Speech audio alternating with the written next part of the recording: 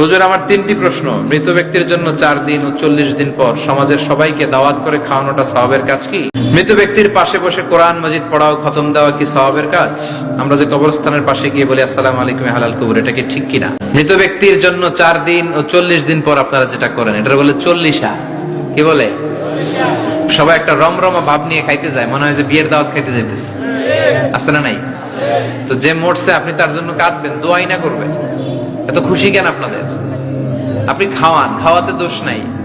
আপনি মাইয়েতের রুহের মাগফিরাতের জন্য খাওয়ালে মৃত ব্যক্তির গুনাহ আল্লাহ মাফ করবে, সেটা ঠিক আছে, কিন্তু খাওয়াবেন মিসকিনদেরকে, ইয়াতীমদেরকে, তারা বেশি হকদার।